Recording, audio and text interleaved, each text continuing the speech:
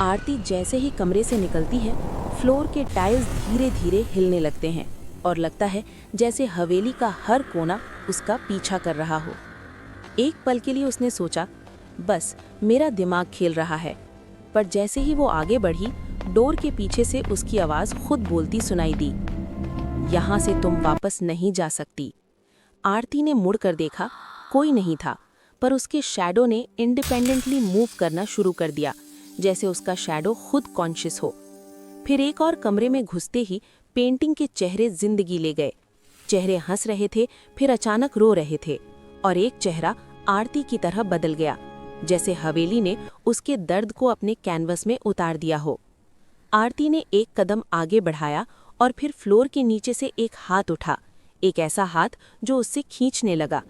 जैसे ही वो पीछे हटने की कोशिश की, कमरा अपने आप घूमा और अब वो वही जगह थी जहां से वो शुरू हुई थी। हर कदम के साथ इल्यूजन और रियलिटी का फर्क और मुश्किल होता गया।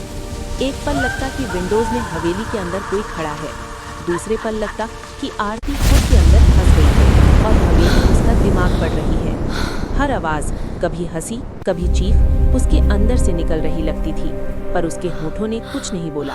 और सबसे डर का हिस्सा, आरती जैसे ही एक और डोर खोलती है, वहाँ खुद का फ्यूचर रिफ्लेक्शन देखती है, जो पीछे मुड़कर कभी वहाँ नहीं था पर अब उसके सामने खड़ा है। वो रिफ्लेक्शन बोलता है, जो तुम सोच रही हो शायद सच नहीं, जो तुम देख रही हो शायद नहीं। आरती का दिल तेज तेज धड़क रहा था, पर जैसे ही वो आगे बढ़ती, हवेली के शैडोज उसके साथ चलने लगे और फ्लोर पर लिखे शब्दों ने अपनी जगह बदल दी। हर स्टेप पर ये शब्द नया डर देते, अब तुम सच और भ्रम के बीच फंस चुकी हो। और फिर जैसे ही वो एक कॉर्नर में देखती है, हवेली बिल्कुल खाली हो जाती है। सिर्फ एक दरवाज़ा पीछे खुला होता है, जहाँ से हल्की रोशनी आ रही होती है। पर आरती को पता था, ये रोशनी भी शायद इल्यूजन हो सकती है। हर पल लगता है, अगला कदम क्या होगा, रियलिटी या इल्यूजन।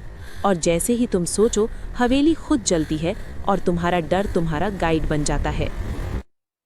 ये सच है या भ्रम?